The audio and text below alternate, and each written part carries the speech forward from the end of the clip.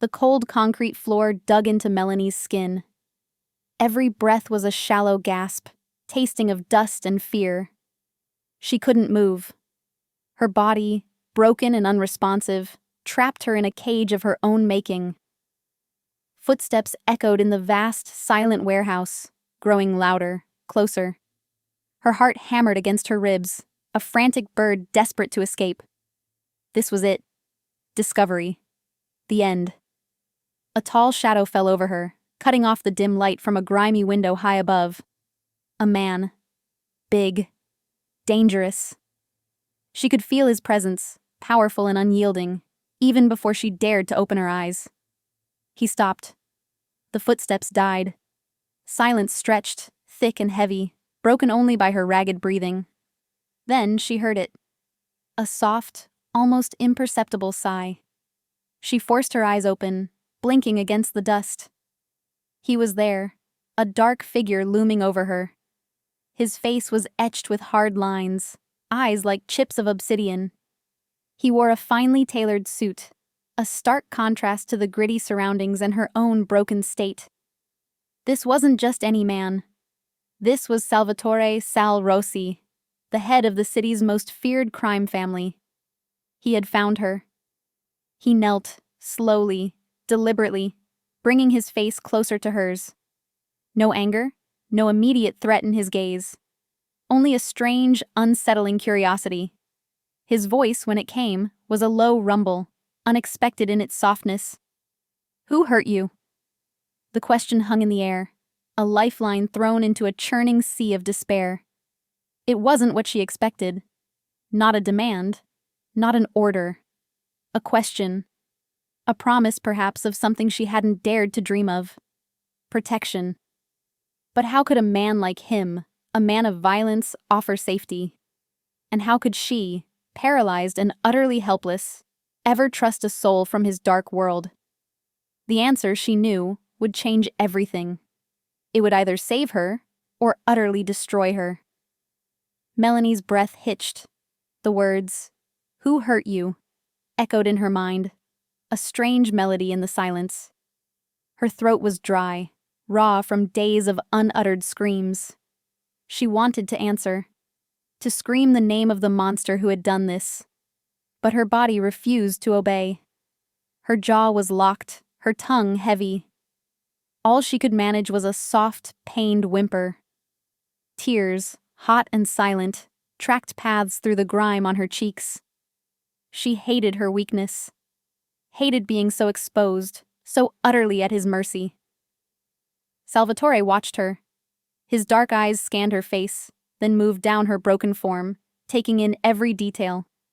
She felt exposed, stripped bare by his gaze. He saw the bruises, the unnatural angle of her leg, the tremor that ran through her body even when she tried to stay still. He saw her fear, raw and unfettered. But he didn't look away in disgust. There was something else there. A flicker. Something akin to pity? Or maybe something far more dangerous. A possessive anger that wasn't directed at her. She had been here for days. She wasn't sure how many. Time blurred into a painful, hungry haze. After the attack, after they left her for dead, she had dragged herself, inch by agonizing inch, into this abandoned corner of the warehouse. She'd hoped to hide, to disappear, to wait for death, or maybe a miracle. Now, the miracle was here, standing over her. But it wore a tailored suit and a face that promised trouble. Salvatore shifted, his movements fluid, controlled. He reached out a hand. Melanie flinched, a small, involuntary movement of her head. Every muscle screamed in protest. She expected a slap, a rough grab. But his hand stopped short, hovering inches from her face. His gaze was still locked on hers, intense, probing. "You can't speak. Is that it?" She closed her eyes, a single tear escaping. Yes. She couldn't speak, couldn't move. She was a ghost, barely clinging to life. A broken thing. He would leave her. He had to. Why would a man like him bother with a burden like her? But he didn't leave. Instead, he knelt lower, his expensive suit gathering dust on the concrete. He was close enough now for her to smell his cologne, a rich, masculine scent that fought against the dust and decay of the warehouse. He was close enough for her to see the tiny scar above his left eyebrow, the subtle tremor in his jaw. He was human, despite the aura of danger. Your leg. It's bad. Understatement of the year. Her leg was shattered. She'd felt the sickening crunch when they threw her. Now it throbbed with a dull, constant ache that permeated her entire being. She tried to nod, just a tiny movement of her chin. It hurt. Salvatore's eyes narrowed. He looked around the vast, empty space, his gaze sharp, assessing, as if searching for the ghosts of her attackers. The air around him seemed to thicken, charged with a sudden, silent fury. It wasn't aimed at her. It was aimed at those who had left her here. This man, this terrifying, powerful man, was seeing her pain. And something in him was reacting. A primal, protective instinct she never thought she'd experience from anyone, let alone him. He stood slowly, never breaking eye contact. His shadow enveloped her again. She braced herself. This was it. The moment he decided she was too much trouble. But instead, he pulled out a sleek silver phone from his jacket. Luca, get a medical team here. Quietly. And a vehicle. Now. Warehouse B, old docks, move. He snapped the phone shut, his decision made. He was taking her, rescuing her. The words felt foreign, impossible. A mafia boss? Rescuing a broken, paralyzed woman he found in his warehouse? Why? What did he want?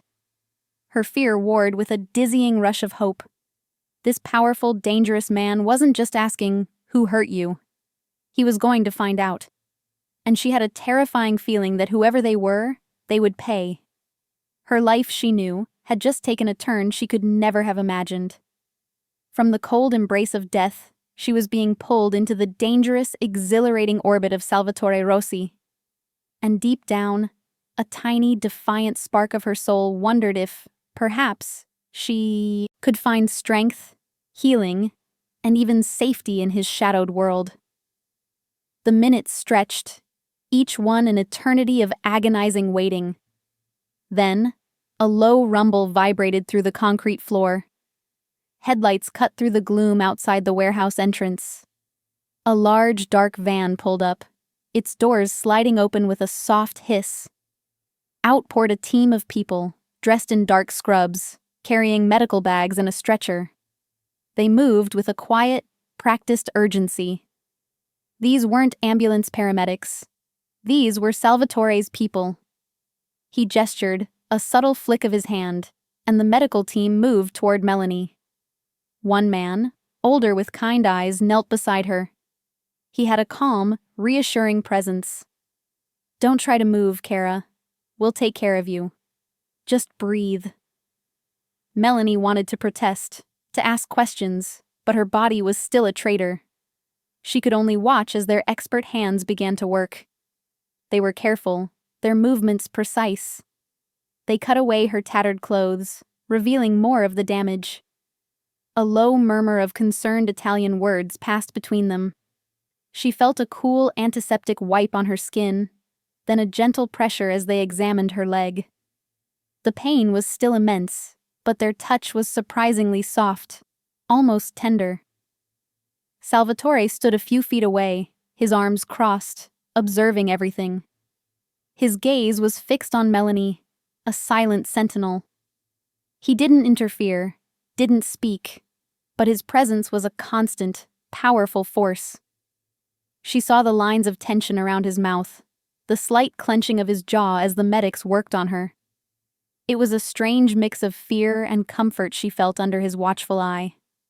Fear of him, yes, but also a sliver of safety knowing he was there. The older medic carefully set a splint on her leg, securing it with practiced ease.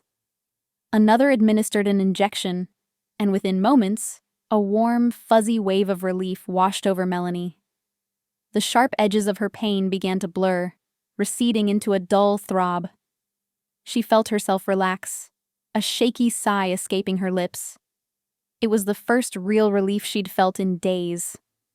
Her leg is a bad break, boss, and she's dehydrated, malnourished.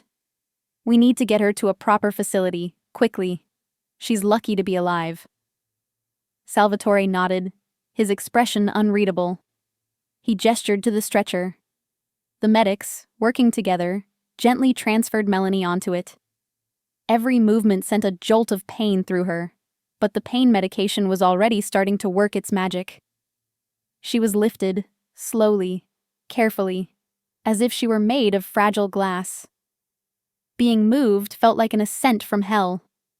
She could see the grimy ceiling of the warehouse receding, then the wide open door.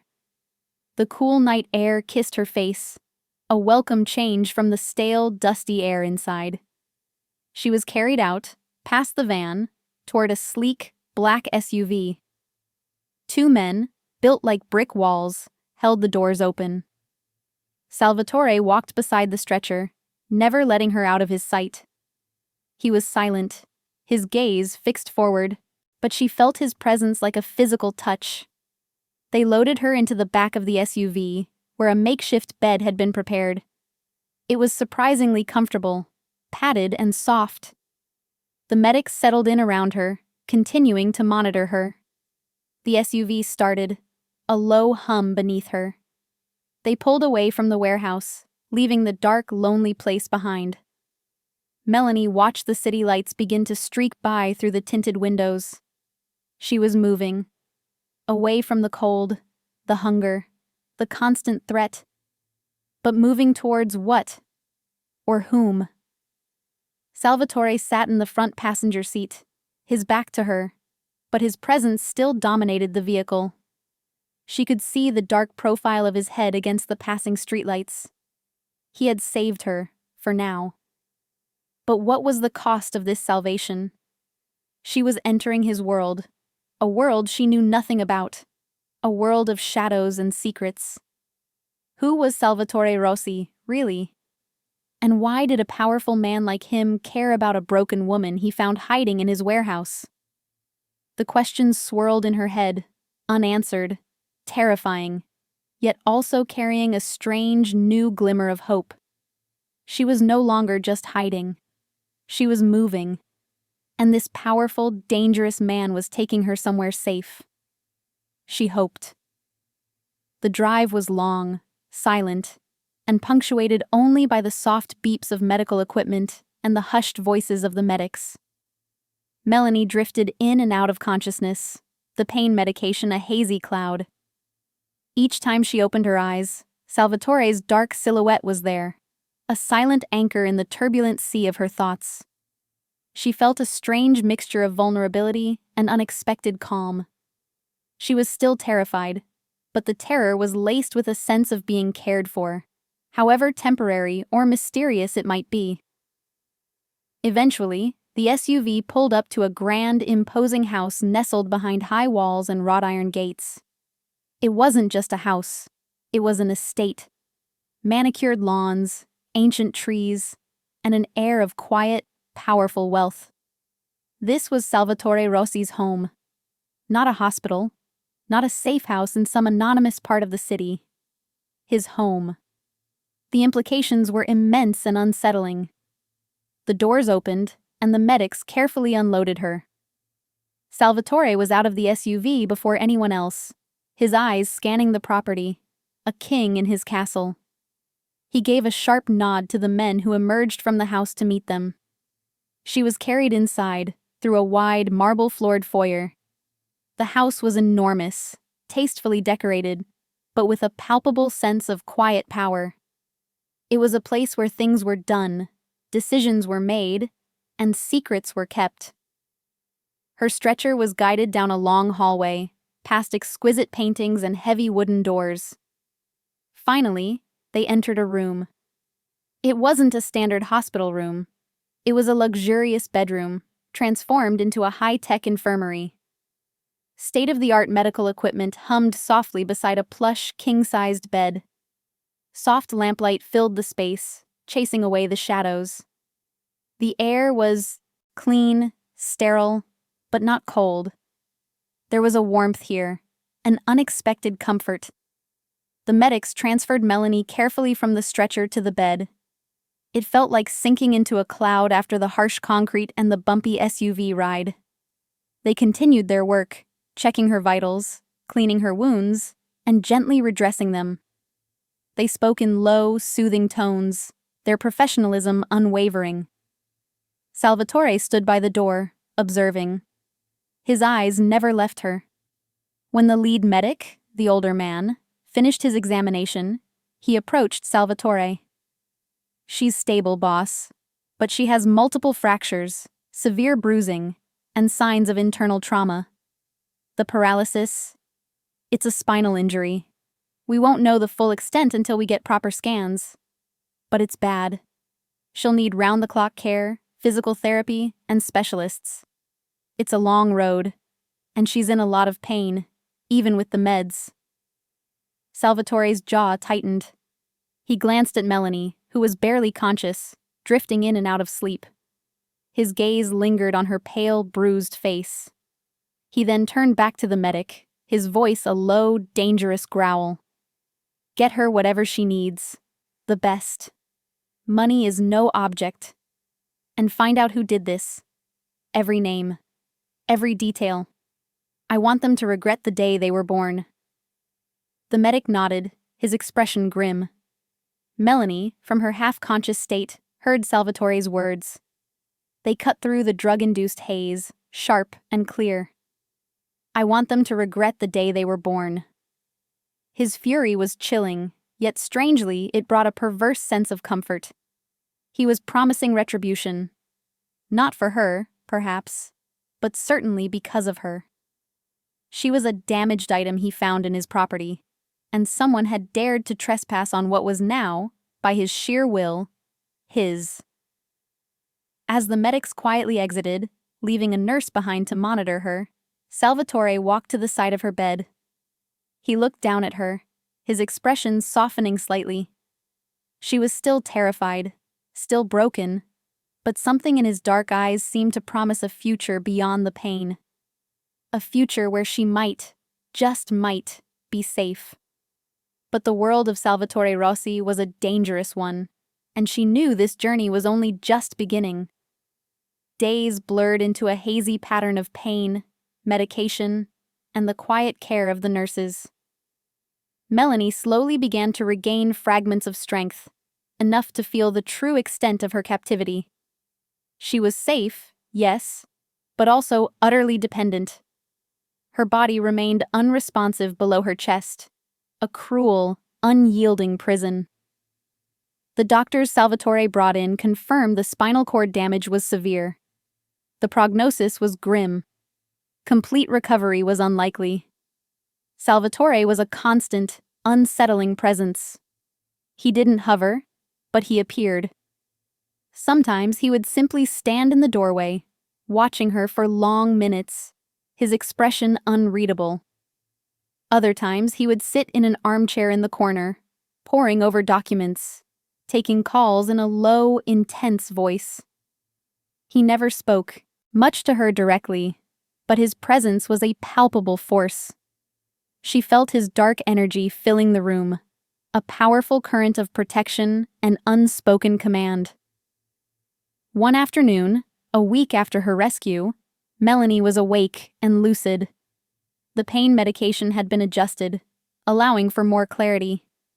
She lay in the pristine bed, staring at the ornate ceiling, lost in the crushing weight of her new reality.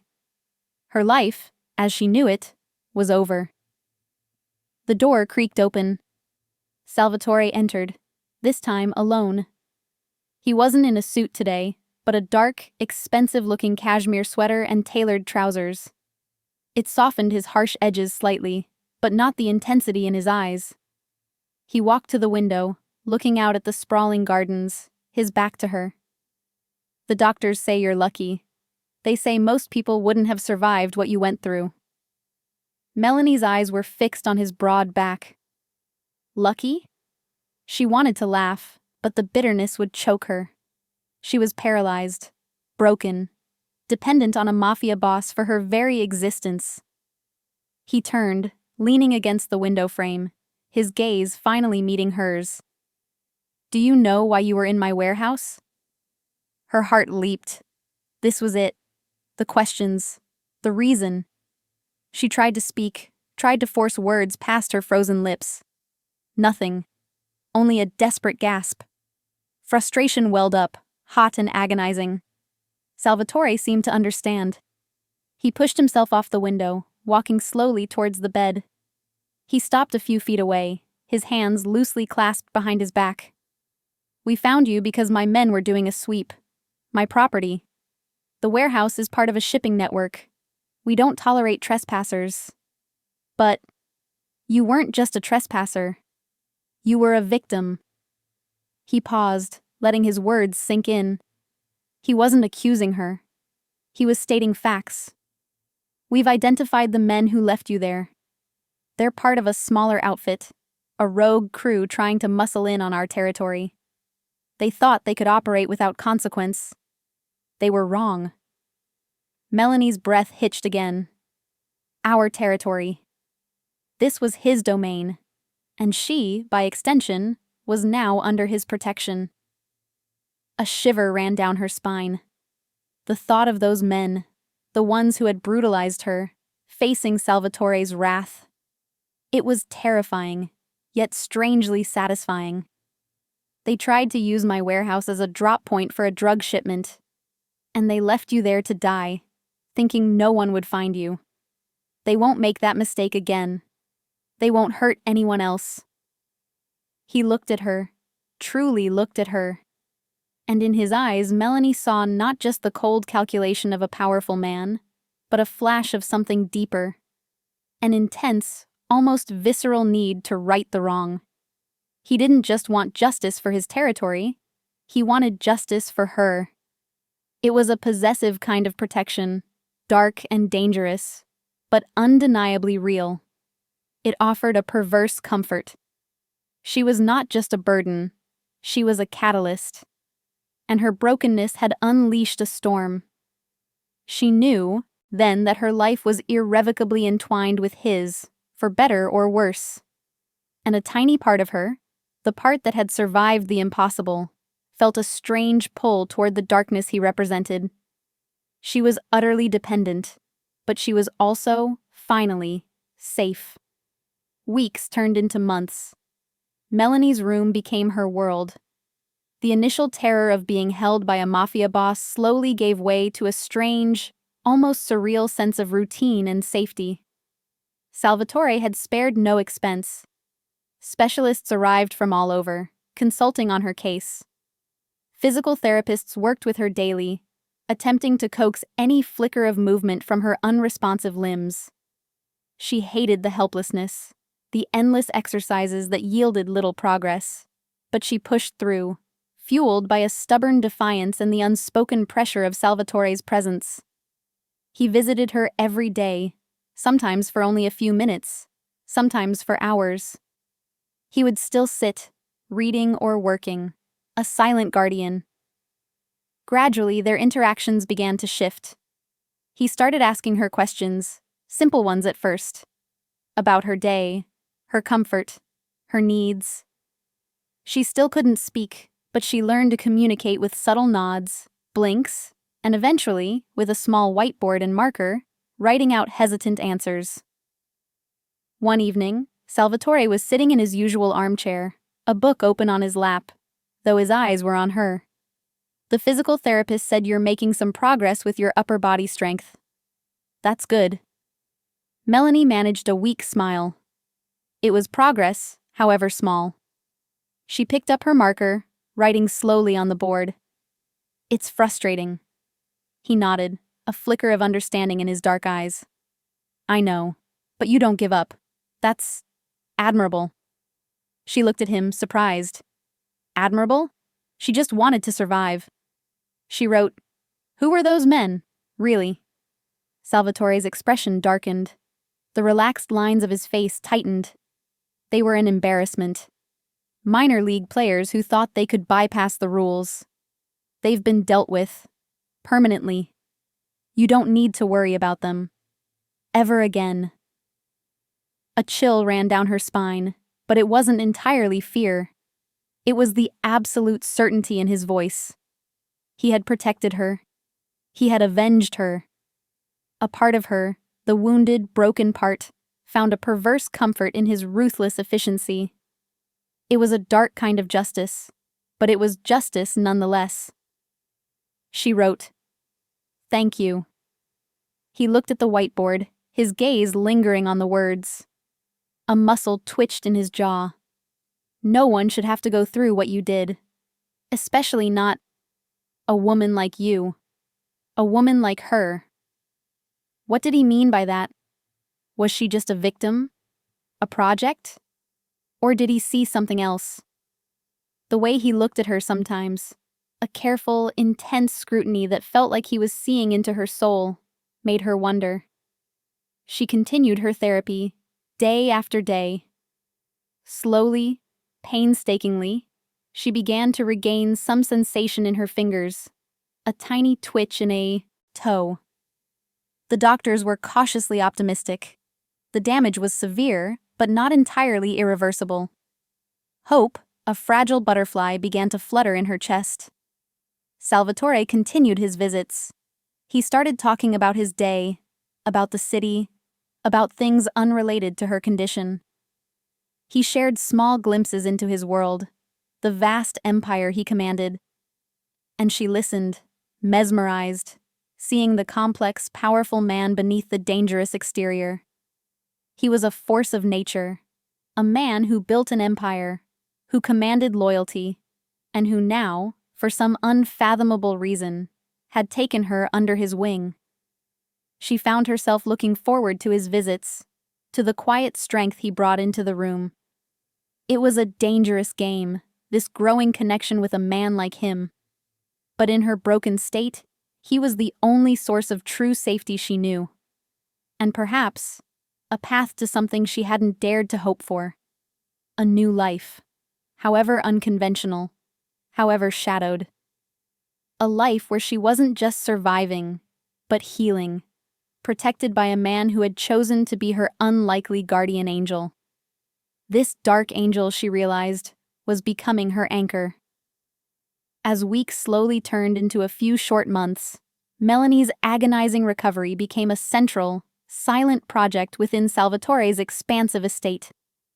The house, initially perceived as a gilded cage, now felt more profoundly like a sanctuary, a formidable fortress against the cruel world outside. Her progress was slow, frustratingly slow at times, a test of her endurance, but undeniably steady. The tiny twitches in her toes gradually grew into a faint, discernible wiggle, a promise of mobility. The sensation in her fingers strengthened, allowing her to hold a pen more steadily, to meticulously write out longer, more complex messages on her whiteboard. Her voice, though still weak and raspy from disuse and trauma, began to return. A whisper at first, then a soft, breathy murmur, a fragile melody she was relearning, a reclaiming of her identity. Salvatore was always there, a constant shadow of strength and unwavering support. He celebrated every small victory with a subtle nod of approval, a rare, almost imperceptible smile that softened his hard features, warming his obsidian eyes with a genuine light. He would often read to her, his deep, resonant voice filling the room with stories from ancient history, complex business articles, or even poetry, and she would listen, mesmerized, captivated by the unexpected depth and intellectual curiosity of the man. These shared moments, quiet and profound, wove a subtle, unbreakable thread between them, binding them tighter than any spoken vows.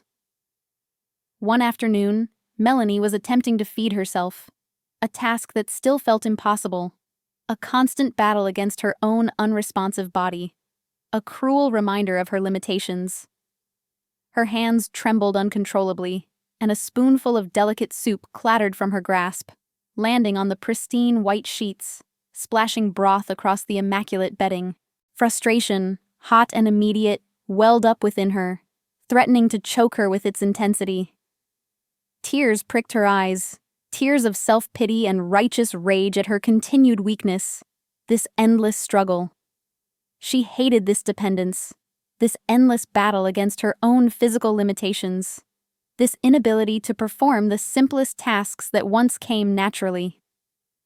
Salvatore, who had been observing her quiet struggle from his armchair, was by her side in an instant, his movements swift and silent, a blur of dark-tailored cloth.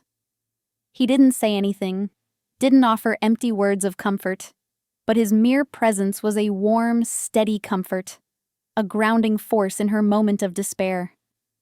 He gently took the spoon from her trembling hand, his touch surprisingly tender and reassuring.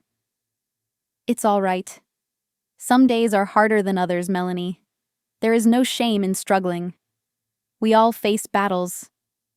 His voice was soft, laced with an understanding that transcended words, a deep, silent empathy. He didn't scold her for the mess. He didn't pity her with saccharine platitudes that would only sting. He just understood, an unspoken empathy passing between them, a recognition of her inner turmoil. He picked up another clean spoon, dipped it carefully into the bowl, and offered it to her, his dark eyes meeting hers with an almost imploring gaze, asking for her trust. "Let me help. Just for today. Let me take this burden from you for a moment." He fed her slowly, patiently, with an unhurried grace, waiting for her to swallow before offering the next spoonful.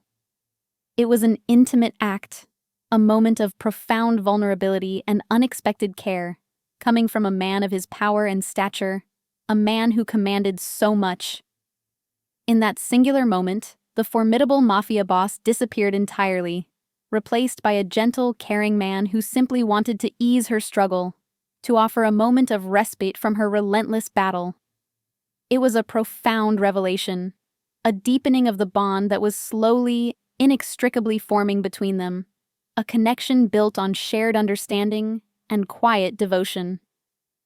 Later that day, after the physical therapist had left, leaving Melanie both exhausted and strangely invigorated by the day's small triumphs, she felt a surge of renewed determination. She needed to know more. She needed to understand, with absolute clarity, why he was doing this, why he had chosen to become her protector, her keeper. She picked up her whiteboard, her fingers still clumsy but strong enough now to grip the marker with purpose. "Why me, Salvatore? Why are you truly helping me? What do you honestly want from me?" she wrote, her heart pounding with the boldness of her questions. Salvatore was across the room, looking at a framed photograph on a nearby table, his face softened by a rare, almost wistful expression she hadn't seen before, a glimpse into his past. He turned slowly, his gaze finally meeting hers across the quiet room. His eyes, usually so guarded and impenetrable, held a flicker of vulnerability, a profound depth she hadn't anticipated, a window into his soul. "My mother, she was a gentle woman, a force of quiet strength, but gentle. Like you, in many ways, Melanie. She believed fiercely in protecting the innocent, no matter the cost, no matter the danger.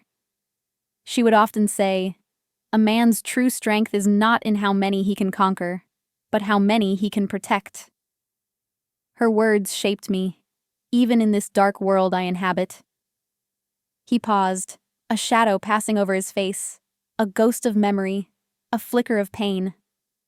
"When I found you, broken, discarded, left to die in that cold place, it was an affront.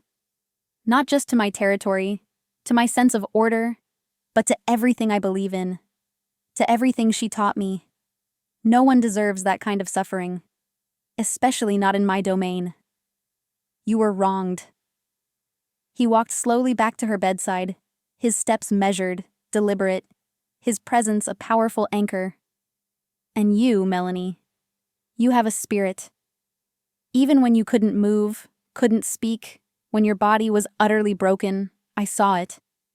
A fire burned inside you, a refusal to break completely, a fierce, unyielding will to live. That's something worth protecting. That's something I understand, deeply, in my very core. His confession hung in the air, a revelation that both profoundly surprised and deeply moved her. It wasn't just about his territory, not just about an insult to his formidable power. It was deeply personal, rooted in his own history, his own values, his mother's legacy. He saw her not as a burden, but as someone worthy of his protection, a reflection of a lost part of himself, a living tribute to his mother's enduring memory. A single tear escaped Melanie's eye, but this time, it wasn't a tear of pain or frustration or despair.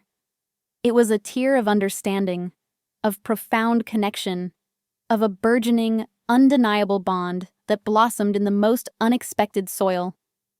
She was no longer just a rescued victim. She was Melanie, and he, Salvatore Rossi, the city's most dangerous man, saw her strength, her fire, her inherent value. And in that moment, in his dangerous, shadowed world, she began to feel not just safe, but truly seen, truly valued, truly cherished for who she was. Her heart, once encased in ice, felt a surprising, exhilarating thaw.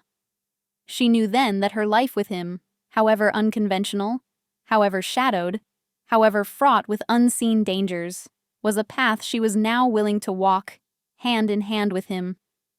She was healing, not just her body, but her soul, under the watchful, protective, and increasingly loving gaze of a man she never expected to find. This was more than safety. This was becoming home, a place of belonging she had never known, a future she hadn't dared to dream of. More time passed, a testament to Melanie's fierce, unyielding will and Salvatore's unwavering commitment to her recovery. A full year after she was found broken and near death in that forgotten warehouse, Melanie stood. It wasn't a miracle in the traditional sense, but the profound result of relentless, painful physical therapy, cutting-edge specialized medical care, and a spirit that had simply refused to be defeated, refused to succumb to despair, to surrender. She still used a cane for support, sometimes a walker on longer journeys, and the paralysis below her chest remained a stark reality, a constant reminder of her past. But she had regained much of her upper body strength and, crucially, her ability to speak with a clear, though still soft and slightly husky voice. Each word was a victory, each step a testament to her resilience, her triumph. Her room in Salvatore's sprawling estate was no longer just an infirmary. It had become her true home within a home, a sanctuary of her own design, filled with her personality. She had decorated it, filled it with books, vibrant art, and personal touches that reflected her rekindled spirit, her reawakened soul. She had carved out a new life for herself, learning to adapt, learning to find joy in the smallest victories, in the simple act of standing, of speaking, of truly living again, not just existing. Salvatore, too, had changed in profound ways. The hard, impenetrable edges of his initial demeanor had softened, noticeably so, especially when he was with her.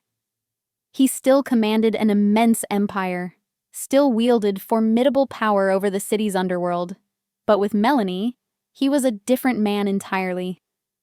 A man who listened intently, who cared deeply, who showed an undeniable tenderness and quiet devotion that belied his dangerous, ruthless reputation.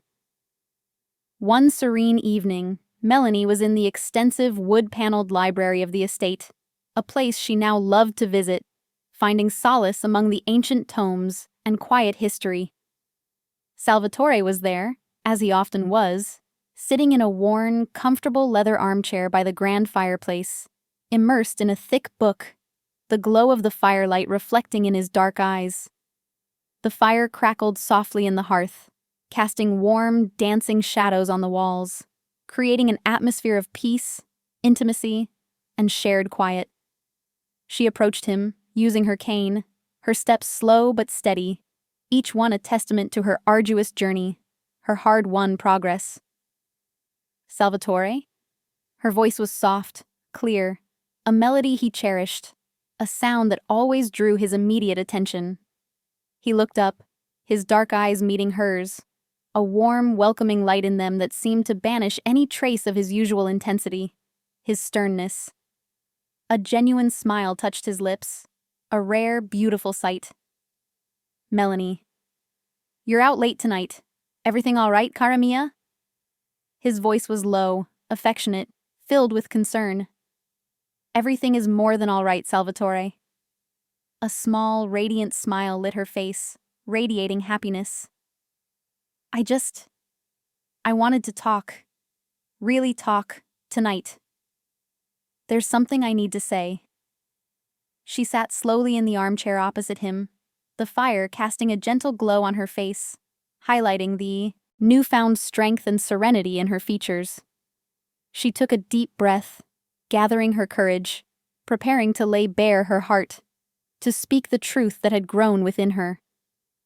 "When you found me in that warehouse, broken and discarded, I honestly thought I was going to die. I was battered, paralyzed, utterly alone, devoid of hope. I didn't know if I would ever feel safe again, or if I could even feel anything but pain and despair. My world had utterly shattered into a million pieces." Salvatore listened intently, his expression serious, his gaze unwavering, absorbing every word, every nuance of her emotion, every memory she shared. "You saved me, Salvatore. You pulled me from the brink of death and utter oblivion. You gave me a home, a true chance to heal, a profound reason to fight for my life, to reclaim it. You saw something in me when I saw nothing but ruin and despair. You protected me fiercely from the darkness that almost swallowed me whole, from the monsters who tried to end me, who stripped me of my dignity. And you did it not because you had to, not out of obligation or duty, but because you chose to.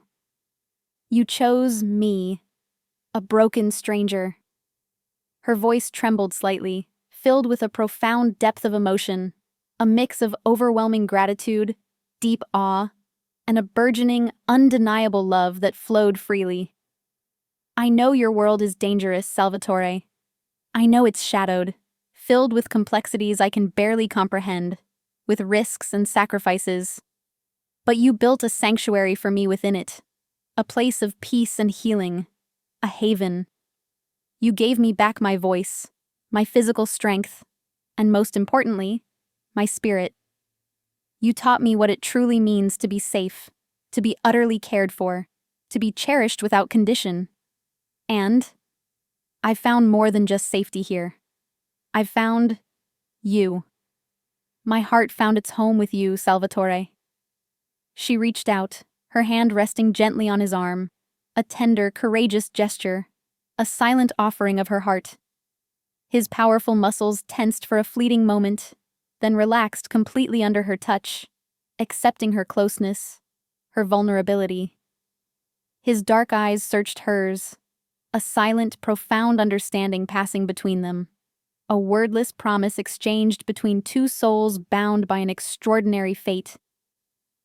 "Melanie, from the very moment I saw you, broken yet unbroken, a flame flickering in the dark, I knew. You weren't just a trespasser on my property. You were a challenge, a profound responsibility I willingly embraced, a beacon. And then, you became something more than I ever expected possible. You became my reason for everything, my light in the endless shadows of my world. Seeing you heal, seeing you fight with such relentless courage, such unwavering spirit, it's given me a strength I didn't even know I needed, a purpose beyond power, beyond empire. You belong here, with me." always. My heart belongs to you, cara mia. He covered her hand with his own, his grip firm, warm, and utterly protective. A silent vow sealed between them. It was a promise, a declaration of an unbreakable bond. He hadn't just rescued her, he had given her a new life, a profound new purpose, and a love as fierce and unwavering as the man himself. Melanie, once a broken woman hiding in the dark, had found her voice, her strength, and her rightful place, not despite the shadows, but precisely because of the man who commanded them, the man who had chosen her. She was safe, truly safe, deeply cherished, and profoundly loved.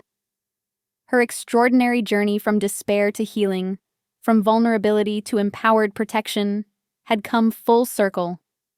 This powerful boss had not just saved her body, but healed her very soul, proving that even in the darkest, most unexpected corners of the world, love, compassion, and unwavering care can bloom and thrive, transforming everything.